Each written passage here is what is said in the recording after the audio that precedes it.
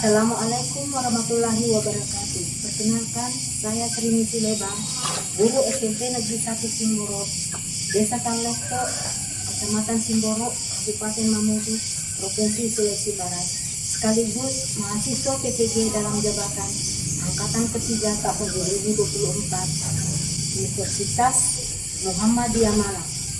Berikut video PPL siklus 2. Ya, anakku sekalian, selamat siang nak.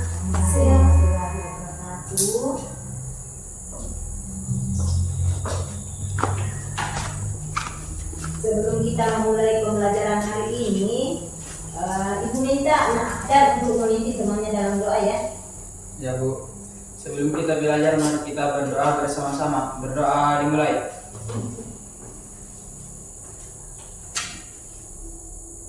Berdoa selesai. Ya, terima kasih banyak nak dan Sama-sama Bu. Duduk. Nah, anakku, apakah kalian sudah siap untuk belajar hari ini? Siap, Bu. Terima kasih nak, kalau anak sekalian sudah siap untuk mengikuti pembelajaran hari ini ya. Nah, Ibu mengecek kehadirannya. Siapa yang tidak hadir hari ini nak?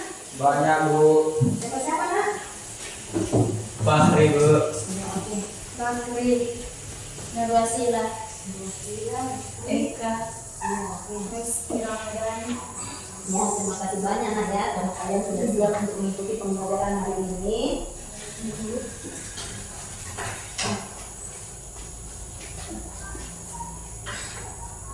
Nah, anakku, pernahkah kalian mendengar cerita tentang hewan yang bisa berbicara dan bertingkah laku seperti manusia? Pernah, Bu. Nah, contohnya apa nak? Cerita tersebut disebut fabel, Bu. Iya, terima kasih banyak. Jadi cerita fabel adalah cerita tentang hewan yang bisa berbicara dan bertingkah laku seperti manusia. Nah, apa yang kalian ketahui tentang cerita fabel? Apa saja yang kalian ketahui tentang cerita fabel? Cerita Merancil dan buaya, Bu. Iya, apa lagi nak? Bu. Cerita fabel tentang hewan yang bisa berbicara dan bertingkah laku seperti manusia. Terima kasih Nadia. Nah, apa manfaat membaca cerita fabel? Jadi apa manfaatnya membaca cerita fabel? Saya, Bu, Ya, mengembangkan imajinasi, ya. Saya, Bu. Imajinasi yang lain. mengajarkan nilai-nilai kehidupan. Ya, masih ada? Saya Bu. Menghibur. Iya, untuk Hibur. menghibur.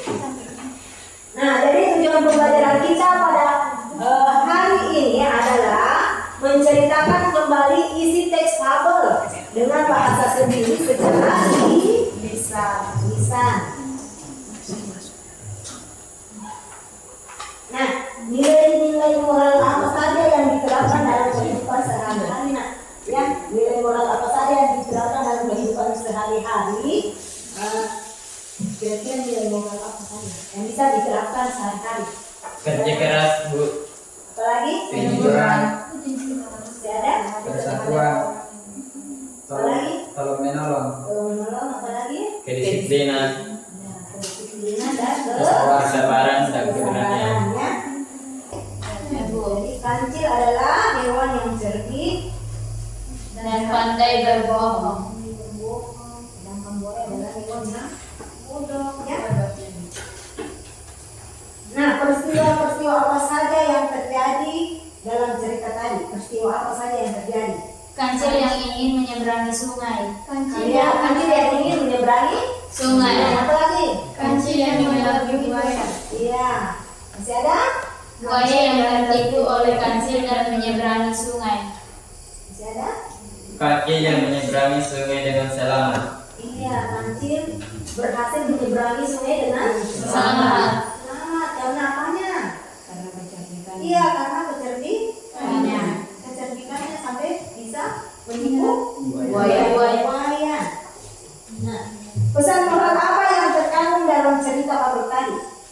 pesan moral apa yang terkandung dalam cerita fabel tadi?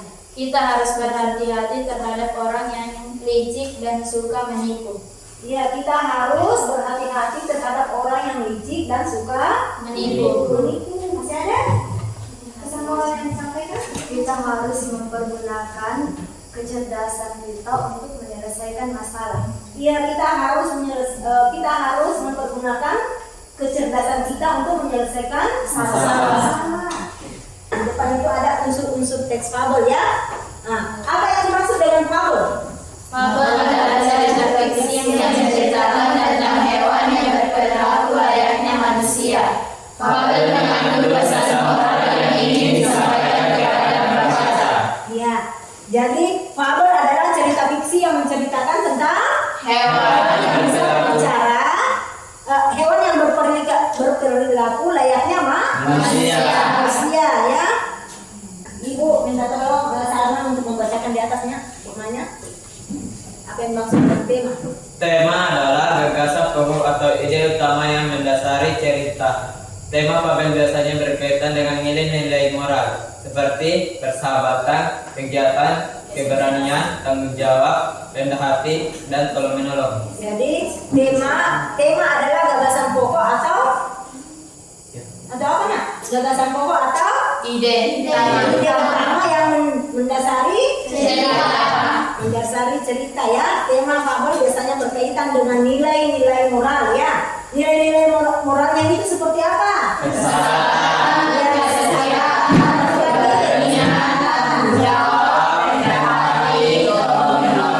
Ya, iya, persahabatan, kesetiaan, keberanian, tanggung jawab, rendah hati dan tolong menolong. Ya. Tokoh adalah pelaku yang terlibat dalam cerita. Tokoh fabel dapat berupa hewan, tumbuhan, atau benda mati yang dapat berbicara dan berperilaku layaknya manusia. Tokoh fabel dapat dibedakan menjadi 3, yaitu tokoh protagonis, tokoh yang menjadi pusat cerita dan biasanya memiliki watak baik. Tokoh antagonis, tokoh yang menjadi lawan dari tokoh protagonis dan biasanya memiliki watak jahat. Tokoh tambahan, tokoh yang tidak terlalu penting dalam cerita dan biasanya hanya muncul sesekali. Ya, jadi tokoh adalah pelaku yang terlibat dalam cerita. Ya, tokoh dapat berupa hewan, tumbuhan atau benda mati yang dapat berbicara dan berperilaku layaknya seperti manusia. Nah, tokoh fabel dapat dibedakan menjadi 3. Yang pertama apa? tokoh Protagonis. Nah, tokoh protagonis ini adalah tokoh yang menjadi pusat cerita dan biasanya memiliki watak baik. dia menjadi pusat cerita dan biasanya memiliki watak Baik. yang baik. Yang kedua, Tokoh antagonis, ya, tokoh antagonis. Apa yang dimaksud dengan tokoh antagonis nak? Tokoh yang menjadi lawan dari tokoh protagonis dan biasanya memiliki watak jahat. Ya, yang ketiga adalah tokoh tambahan. Nah, apa yang dimaksud dengan tokoh tambahan? tokoh yang tidak terlalu penting dalam cerita dan biasanya hanya muncul sesekali. Ya, jadi tokoh tambahan adalah tokoh yang tidak terlalu penting dalam cerita dan biasanya muncul hanya sesekali.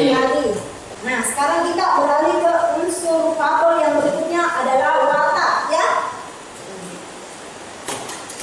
Nah, Agni tolong dibacakan nak. Watak adalah sifat atau karakter yang dimiliki tokoh. Watak tokoh fabel dapat digambarkan melalui dialog tokoh, perilaku tokoh, penggambaran fisik tokoh. Ya, watak tokoh adalah sifat atau karakter yang dimiliki oleh siapa? Tokoh. Iya, oleh tokoh. Watak tokoh fabel dapat digambarkan melalui dialog tokoh, apalagi Perilaku tokoh dan penggambaran fisik tokoh. fisik tokoh. Jadi watak adalah sifat atau karakter yang dimiliki tokoh. Watak tokoh dapat digambarkan melalui dialog, melalui perilaku, melalui penggambaran fisik. fisik, ya. Jadi unsur fabel yang berikutnya yaitu latar. Nah, dan kamu baca mana? Latar adalah tempat dan suasana terjadinya peristiwa dalam cerita. Latar fabel biasanya berupa tempat-tempat di alam seperti hutan, sungai, danau, gunung, pantai. Iya, latar adalah tempat dan suasana terjadinya apa? Peristiwa. Peristiwa dalam cerita. Latar Latar fabel biasanya berupa tempat-tempat di alam. Di alam seperti Hutan, sungai. Nah, yang di sana ini kan hutan ini yang di sana. Nah, seperti itu ya. Hutan, sungai, danau, gunung, dan pantai. Jadi latar adalah tempat dan suasana terjadinya peristiwa dalam cerita. Nah, latar biasanya berupa tempat-tempat di alam seperti gunung, hutan, danau, dan pantai. Unsur fabel yang berikutnya adalah alur.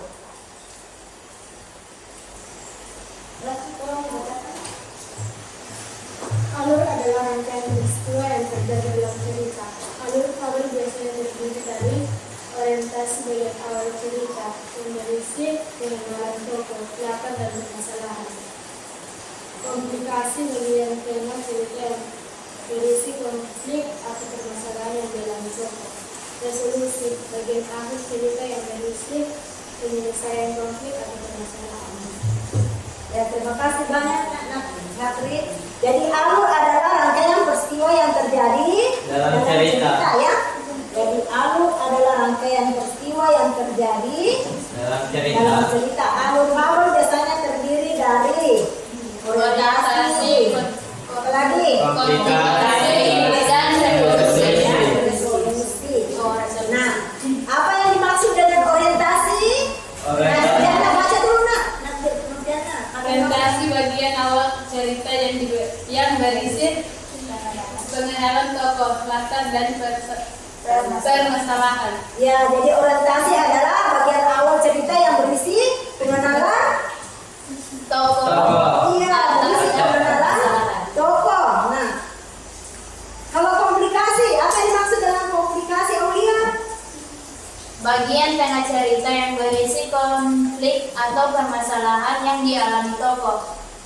Jadi komplikasi adalah bagian tengah cerita yang berisi konflik atau permasalahan yang dialami oleh tokoh. Sekarang kita beralih ke resolusi. Mutiara baca dulu nak. Mutiara. Resolusi bagian akhir cerita yang berisi penyelesaian konflik dan permasalahan. Jadi resolusi adalah Bagian akhir cerita yang berisi penyelesaian konflik atau permasalahan. nah di dalam fabel ada amanatnya ya. Jadi unsurnya itu ada amanat juga. Jadi apa yang dimaksud dengan amanat? Musik. Apa yang dimaksud dengan amanat? Amanat adalah pesan moral yang ingin disampaikan penyaran kepada pembaca. Amanat fabel biasanya berkaitan dengan nilai-nilai moral yang telah disebutkan sebelumnya. Ya, terima kasih banyak Nak Ningsi. Jadi amanat adalah pesan moral yang ingin disampaikan pengarah kepada siapa? Pembaca. Kepada pembaca. Jadi amanat adalah pesan moral yang ingin disampaikan pengarah kepada Pembaca. pembaca. Nah, amanat fabel biasanya berkaitan dengan apa? Nilai-nilai moral yang telah disebutkan sebelumnya. Iya, berdasarkan nilai-nilai Moral. Kita beralih ke unsur-unsur teks fabel yang memuat unsur-unsur intrinsik. Jadi dalam unsur fabel itu ada unsur intrinsik dan ada unsur ekstrinsik ya. Jadi unsur intrinsiknya yang telah dijelaskan yaitu tadi yang pertama Hah? Tema. Tema. Watak. Yang kedua Watak. Buat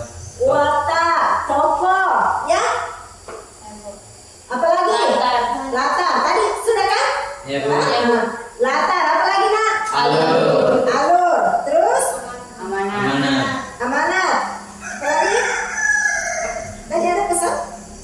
Jangan Pesan salah moral. Ada pesan moralnya ya. Ya Bu. Nah, jadi itu masuk dalam unsur intrinsik fabel ya. Jadi unsur intrinsik fabel ada tema, ada tokoh, apa lagi? Watak. Watak, Alur. dan pesan Moral. moral.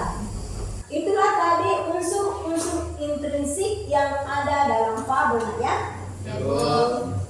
Nah, kalian naikkan buku catatannya, buku tulisnya, ya. Alat tulisnya, kalian naikkan dulu alat tulis kalian ya.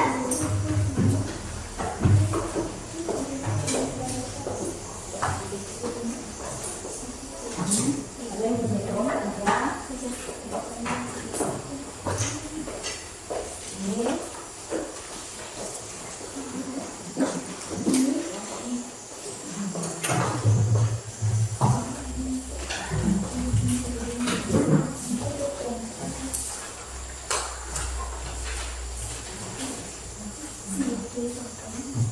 Nah, kalian juga harus mengidentifikasi ya tujuan dan sasaran proyek kalian sebentar ya. Ya Bu. Kalian sediakan dulu lembar LKPD-nya ya. Analisis struktur fabel. Assalamualaikum warahmatullahi wabarakatuh. Waalaikumsalam warahmatullahi wabarakatuh. Perkenalkan, kami dari kelompok 1 ingin mempresentasikan hasil diskusi kami. Kedua Salman, anggota Ahdan, Satri, dan Ningsih. Pertama, analisis struktur fabel di atas. 1. Orientasi. Di sebuah hutan hiduplah seekor kelinci yang kancil yang cerdik dan suka mengejek hewan-hewan lainnya. Suatu hari ia mengejek seekor buaya yang sedang terjemur di tepi sungai. Buaya itu marah dan ingin memakan kancil. 2. Komplikasi. Buaya pun marah dan mengejar kancil. Kancil pun berlari sekencang-kencangnya. Ia berlari ke arah sungai dan berenang dengan cepat. Buaya pun mengejar kancil dari belakang. Solusi. Ketika sampai di seberang sungai, kancil pun naik ke darat. Ia pun berlari sekencang-kencangnya. Buaya pun tidak bisa mengejar karena kancil sudah berada di darat. Nomor 2.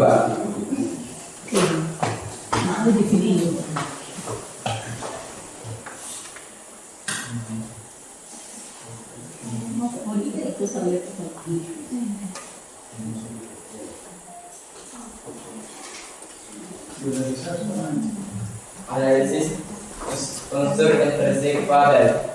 1. Alur. Pengenalan. Suatu hari kancil sedang mencari makan di tepi sungai. 2. Konflik. Kancil melihat buaya sedang kelaparan. Puncak. Kancil berpura-pura menjadi pemimpin buaya. Anti klimaks. Kancil melompat dari punggung buaya yang ke punggung buaya lainnya hingga akhirnya sampai di seberang sungai. Kesimpulan, buaya menjadikan pelajaran untuk tidak mudah percaya kepada orang lain. 2. Watak. Kancil pemberani. Walaupun mungil, kancil tidak gentar menghadapi hewan yang besar seperti buaya. Buaya tamak. Buaya umumnya digambarkan memiliki nafsu makan yang besar dan haus mangsa. 3. Penokohan. Kancil cerdik. Kancil menggunakan kecerdikannya untuk mengelabui buaya. Buaya bodoh. Buaya mudah percaya dengan perintah kancil. 4. Tema. Kancil pun berlari sekencang-kencangnya. Ia berlari ke arah tengah sungai. Buaya pun mengejarnya dari belakang. Ketika sampai tengah sungai, kancil pun berhenti. Ia pun berkata kepada buaya, "Buaya yang baik, aku tak bisa berlari lagi." Latar. Kancil pun berpura-pura tenggelam.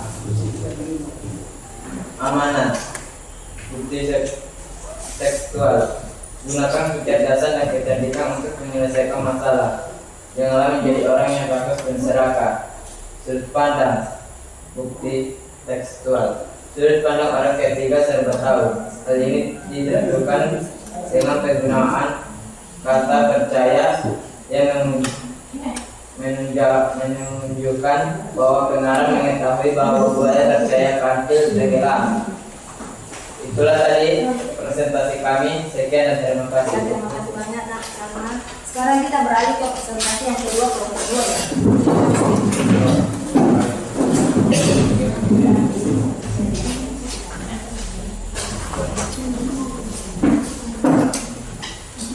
Izin Ibu dosen, mohon maaf, jaringan kami di sini langsung.